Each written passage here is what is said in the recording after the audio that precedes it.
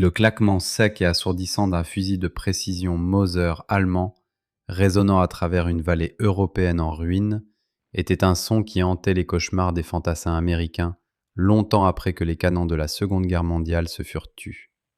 Mais c'était le silence profond et étouffant qui suivait immédiatement ce coup de feu, qui glaçait véritablement le sang dans leurs veines. Dans la boue gelée et suffocante d'une ligne de front disloquée, un jeune médecin de combat américain, un garçon qui travaillait dans une épicerie tranquille quelques mois auparavant à peine, gisait immobile dans la terre retournée. Son uniforme vert olive rapidement maculé d'une flaque sombre et grandissante de cramoisie, il faisait exactement ce que les règles universellement reconnues de la guerre civilisée lui autorisaient à faire. Il était désarmé. Il était clairement identifié par le symbole universellement sacré de la Croix-Rouge sur son casque, et il tentait désespérément d'appliquer un garrot sur la jambe déchiquetée d'un fusilier américain terrifié qui hurlait. Le tireur d'élite qui avait pressé la détente ne s'était pas trompé. Sa vision n'était pas non plus obscurcie par la fumée âcre et dérivante du champ de bataille. C'était une exécution calculée, délibérée et entièrement malveillante, conçue spécifiquement pour briser le moral des forces américaines qui avançaient. Lorsque ce tireur d'élite, un membre endurci et profondément endoctriné de la SS d'élite, fut finalement débusqué de sa position dissimulée et traîné à la lumière froide du jour par une escouade de soldats américains enragés et en deuil, l'atmosphère était assez dense pour s'embraser. Les jeunes simples soldats américains avaient les doigts étroitement refermés sur les détentes de leurs lourds fusils M1 Garand, leurs jointures devenant d'une blancheur éclatante, leurs yeux brûlant d'un désir sombre et primal, de représailles immédiates et absolues. Mais le tireur SS capturé ne tomba pas à genoux. Il ne pleura pas. Et il ne supplia pas pour sa vie. Au lieu de cela, un sourire narquois, froid et arrogant s'étira lentement sur son visage. Il regarda les soldats américains tremblants, couverts de boue, debout au-dessus du corps de leur camarade assassiné. Et dans un anglais parfaitement articulé, hautement instruit, il déclara à haute voix qu'il se rendait officiellement. Il invoqua avec agressivité ses droits absolus et indéniables en tant que prisonnier de guerre, en vertu des cadres juridiques stricts de la Convention de Genève, exigeant une évaluation médicale immédiate, des rations chaudes et un transport sécurisé vers un centre de détention protégé. Loin des horreurs de la ligne de front, il croyait sincèrement que les lois mêmes de l'humanité qu'il venait de violer si brutalement allaient désormais s'enrouler magiquement autour de lui comme un bouclier impénétrable et blindé. Il croyait que son statut de soldat d'élite lui accordait l'immunité face aux conséquences de sa propre sauvagerie. Mais ce que ce tireur arrogant et souriant ne réalisait pas, et ce qui allait fondamentalement sceller son destin terrifiant, c'est que le commandant de ces troupes américaines, le général George S. Patton, avait déjà scruté le cœur noir et hypocrite de l'ennemi. Et il avait déjà entièrement réécrit les règles de la guerre pour les hommes, exactement comme lui. Avant de plonger dans la vérité historique glaçante et documentée sur la manière dont le général Patton a personnellement traité les monstres qui utilisaient le droit international comme une arme, je veux que vous fassiez un choix. Si vous croyez que l'histoire doit être racontée avec toute sa rudesse brute, non filtrée et terrifiante, sans les filtres aseptisés d'Hollywood, appuyez tout de suite sur ce bouton d'abonnement et rejoignez la communauté WWE de Rebound. Je veux que vous écriviez dans les commentaires à l'instant même et que vous me disiez: pensez-vous qu'un soldat qui assassine intentionnellement un médecin désarmé mérite les protections juridiques de la Convention de Genève? Ou perd-il immédiatement son droit d'exister?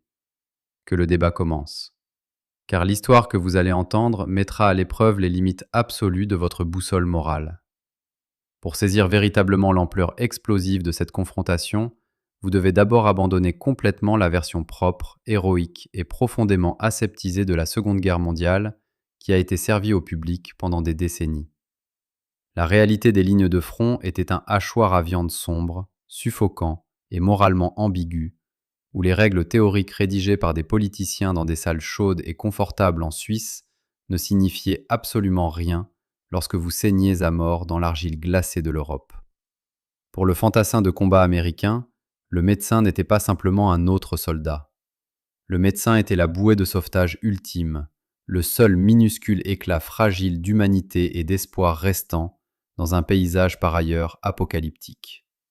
Ces médecins fonçaient droit dans la gueule des mitrailleuses lourdes sans porter la moindre arme pour se défendre, armés de rien d'autre que de seringues de morphine, de bandages et d'un dévouement inébranlable à sauver la vie de leurs frères. En raison de cette bravoure inimaginable, une loi tacite mais universellement comprise du combat existait parmi les soldats réguliers et professionnels des deux camps du conflit. On ne tire pas sur les médecins. L'armée allemande régulière, la Wehrmacht, respectait largement ce code, comprenant que son propre personnel médical dépendait exactement du même accord mutuel et fragile pour survivre. Mais les SS étaient une race d'êtres humains entièrement différente. Ils étaient le noyau radicalisé, fanatique et profondément idéologique du Troisième Reich, endoctrinés dès leur plus jeune âge à considérer des concepts comme la miséricorde, la compassion et le fair-play comme des faiblesses pathétiques de nations démocratiques inférieures. Pour le tireur SS dissimulé dans les décombres, la croix rouge peinte sur le cercle blanc du casque d'un médecin n'était pas un symbole de sanctuaire neutre. C'était une cible de grande valeur, aux couleurs vives, parfaitement encadrée dans le réticule de sa lunette télescopique.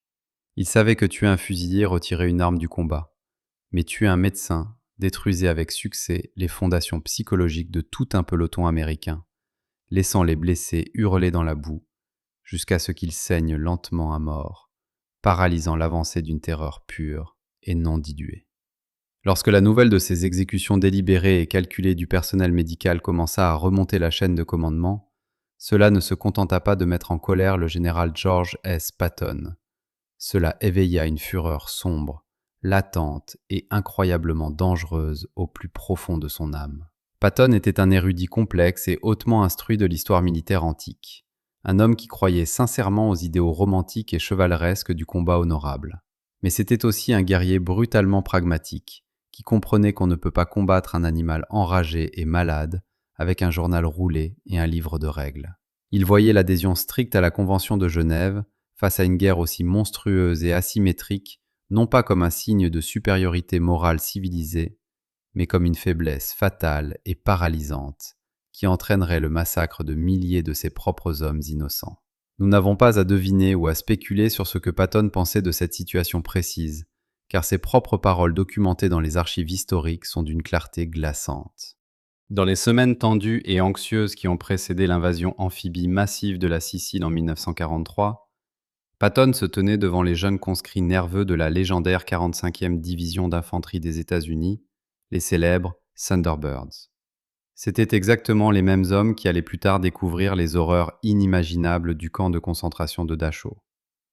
Alors que Patton contemplait cette mer de jeunes visages, dont beaucoup étaient destinés à mourir dans les mois à venir, il prononça un discours si violent, si intransigeant et si profondément controversé que le haut commandement tenta désespérément d'en supprimer l'existence pendant des décennies. Patton ne leur parla pas des nobles idéaux de la démocratie, ni des objectifs géopolitiques des puissances alliées. Il leur parla de survie. Et il leur parla de la réalité brutale de l'ennemi qu'ils étaient sur le point d'affronter. Selon les archives historiques et les témoignages sous serment des hommes qui se tenaient dans la terre à l'écouter, la voix de Patton résonnait à travers la zone de rassemblement avec un raclement métallique terrifiant. Il dit à ces hommes que l'ennemi qu'ils combattaient était impitoyable, et qu'ils devaient être infiniment plus impitoyables s'ils voulaient un jour revoir leur mère. Puis, il énonça sa propre loi personnelle de la guerre. Patton dit explicitement à ses soldats : « Si l'ennemi vous tire dessus et se rend soudainement en réalisant qu'il est encerclé quand vous approchez, vous ignorez cela. Vous tuez ces salauds. » Il s'arrêta, laissant le poids lourd et mortel de ses paroles pénétrer dans l'esprit des jeunes fantassins. Puis, sa voix devint encore plus sombre, se concentrant directement sur les tactiques insidieuses de l'ennemi. Il leur dit : « Si vous les voyez tirer sur nos médecins, si vous surprenez ces fils de pute visant les hommes qui essaient de vous sauver la vie, n'osez surtout pas me les ramener comme prisonniers. » C'était un ordre direct, non filtré et profondément illégal. Patton autorisait explicitement ces hommes à ignorer complètement les protocoles internationaux de reddition. Il leur disait qu'au moment où un soldat ennemi violait intentionnellement les règles sacrées de la décence humaine, Le bouclier protecteur de la Convention de Genève était brisé à jamais, et cet ennemi passait du statut de prisonnier de guerre protégé à celui d'un chien enragé qu'il fallait abattre dans la terre. Cette réalité historique était exactement ce qui traversait l'esprit de l'escouade américaine debout au-dessus du tireur SS souriant dans les ruines brisées de cette vallée européenne. Le tireur se tenait là, son uniforme taillé sur mesure et étonnamment propre par rapport aux vêtements pourrissants et imbibés de boue de ses ravisseurs, exigeant hardiment ses droits. Les jeunes soldats américains étaient piégés dans un paradoxe psychologique et juridique terrifiant.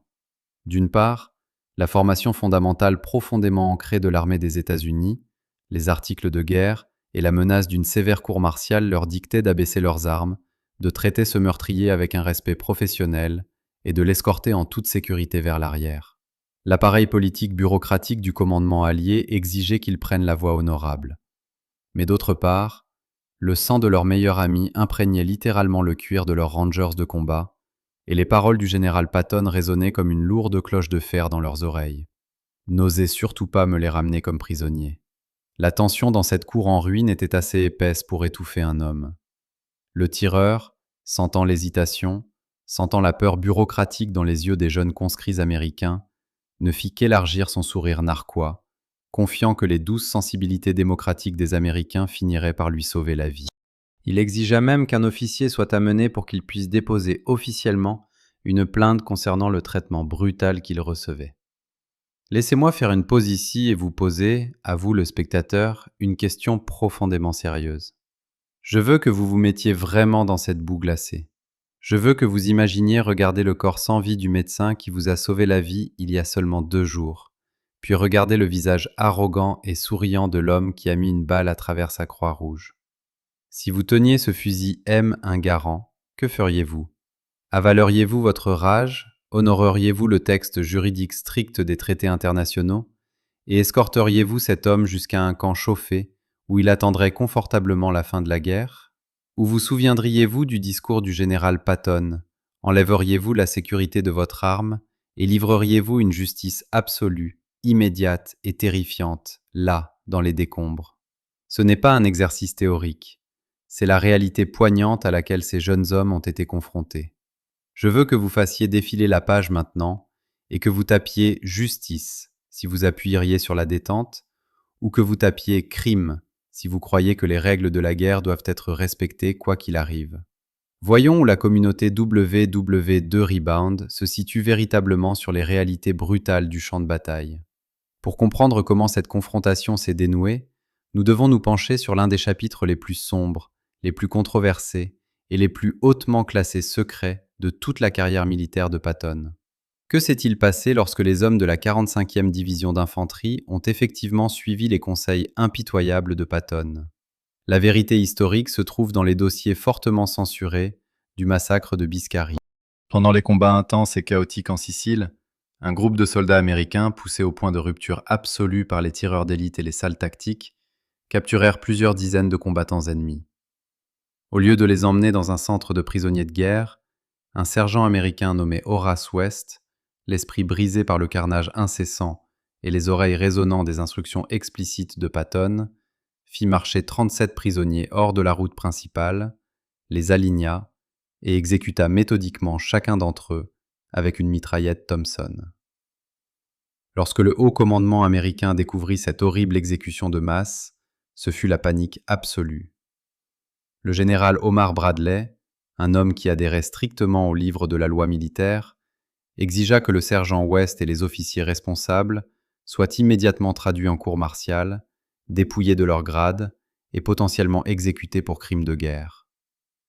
Les retombées politiques seraient catastrophiques pour la cause alliée. C'était une violation claire et indéniable de tous les traités internationaux que les États-Unis avaient signés. Mais lorsque les rapports officiels de l'exécution parvinrent enfin sur le bureau du général George S. Patton, sa réaction ne fut pas d'horreur, et certainement pas de regret. Patton ne considérait pas l'exécution de ses prisonniers comme une perte tragique de la supériorité morale.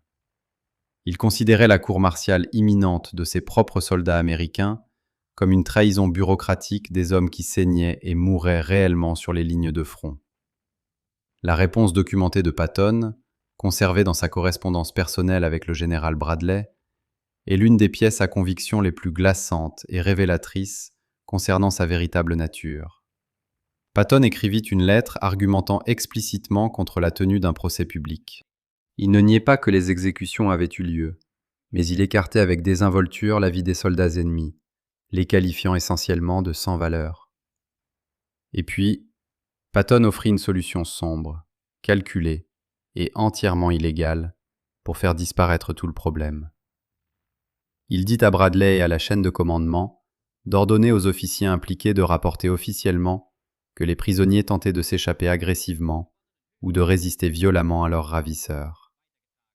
Patton écrivit « Dites-leur de dire qu'ils essayaient de s'échapper, et personne ne fera jamais la différence. » Laissez cela s'imprégner profondément un instant. Un général 4 étoiles de l'armée des États-Unis ordonnait officiellement, par écrit, à ses commandants subalternes de fabriquer des documents militaires officiels et de mentir aux enquêteurs fédéraux afin de dissimuler complètement l'exécution de prisonniers de guerre qui s'étaient rendus.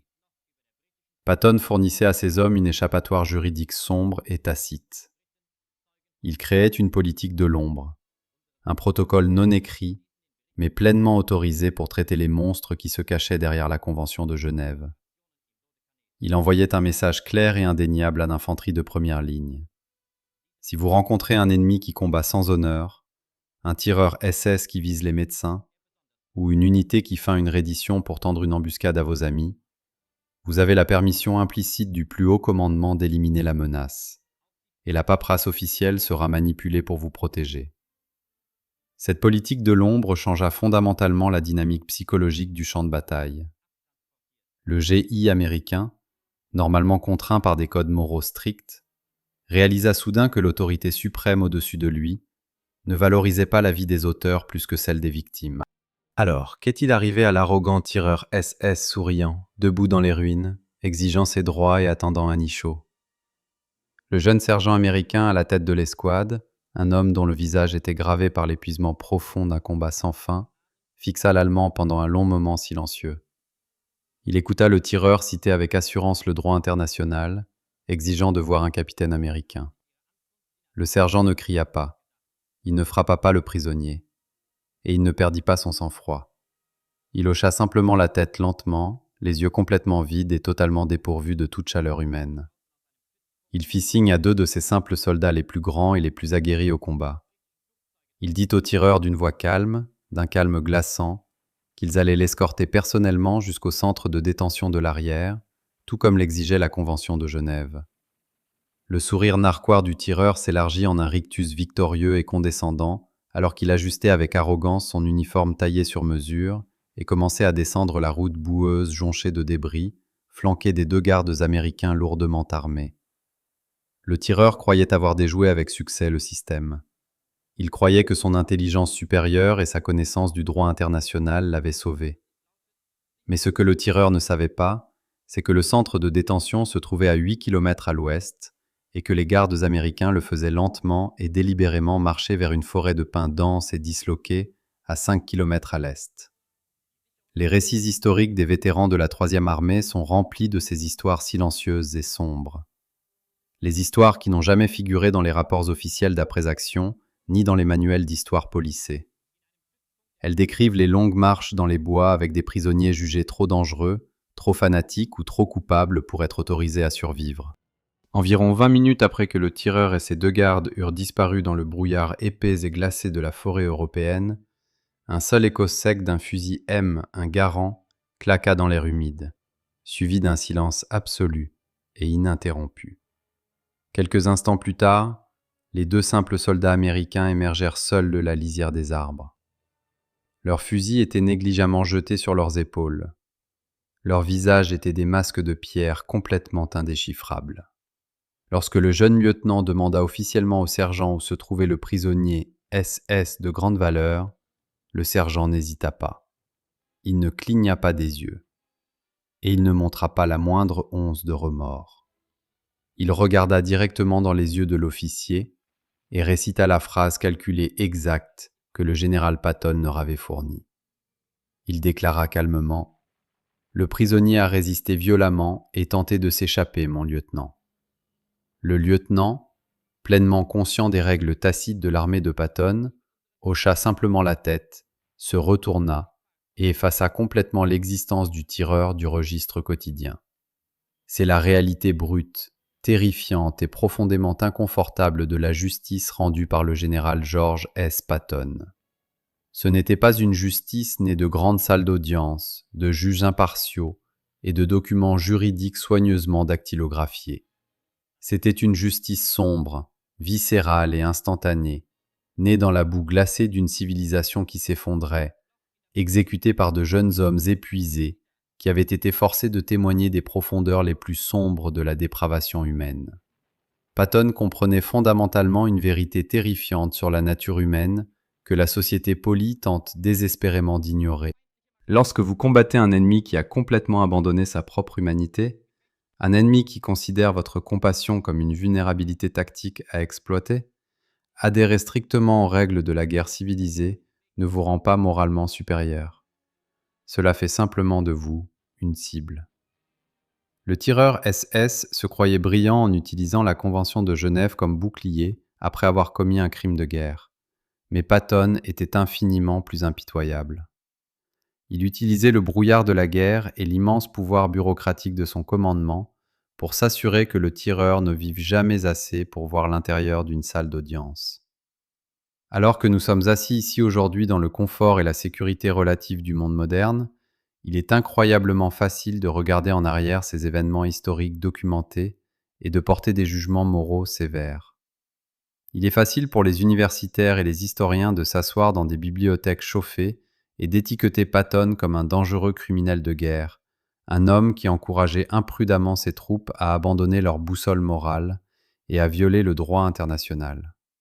Et selon les définitions strictes en noir et blanc de la Convention de Genève, ils ont absolument raison. L'exécution d'un soldat qui s'est rendu, quels que soient ses crimes passés, est un crime de guerre définitif. Mais l'histoire est rarement en noir et blanc. Elle est presque toujours peinte dans des nuances terrifiantes de gris et imbibées de sang. Les hommes qui ont réellement combattu dans ces forêts glaciales, les hommes dont la vie a été sauvée parce qu'un tireur SS a été définitivement retiré du champ de bataille, plutôt que d'être autorisé à potentiellement s'échapper d'un camp de détention, ne considéraient pas Patton comme un criminel.